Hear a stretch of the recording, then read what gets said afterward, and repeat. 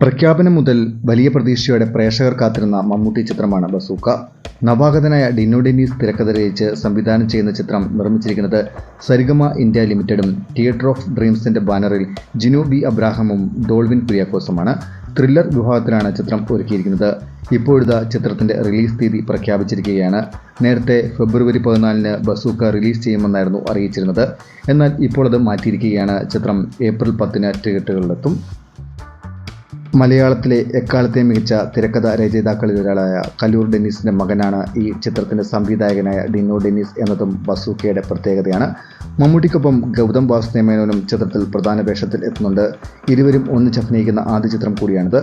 മമ്മൂട്ടിയുടെ അവസാന റിലീസ് ചിത്രമായ Dominic and the ladies purse സംവിധാനം ചെയ്തതും ഗൗതം വാസുദേവമേനോനായിരുന്നു. സണ്ണി വെയിൽ, ജഗദീഷ്, ഷറഫുദ്ദീൻ, സിദ്ധാർത്ഥ് ഭർദ്ധൻ, ഡീൻ ഡെന്നീസ്, സ്ഫടികം ജോർജ്, ദിവ്യപിള്ള, ഷൈം ടോം ചാക്കോ തുടങ്ങിയവരും ബസൂക്കയിൽ അഭിനയിക്കുന്നുണ്ട്.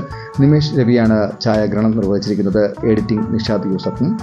ചിത്രത്തിന്റെ എക്സിക്യൂട്ടീവ് പ്രൊഡ്യൂസർ സൂരജ് കുമാറും കോ പ്രൊഡ്യൂസർ സഹീൽ ശർമ്മയുമാണ്.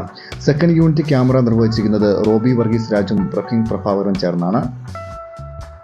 ചിത്രത്തിന് സംഗീതം നിർവഹിച്ചിരിക്കുന്നത് നിതിൻ മുകുന്ദനാണ്. പ്രോജക്ട് ഡിസൈൻ ചെയ്തിരിക്കുന്നത് ബാദുഷ എമ്മും. കലാസംവിധാനം ഷിജി പട്ടണവും അനീസ് നാടോടിയും നിർവഹിച്ചിരിക്കുന്നു. വസ്ത്രാലങ്കാരം സമീറ സനീഷും അഭിജിത്തും നിർവഹിച്ചിരിക്കുന്നു.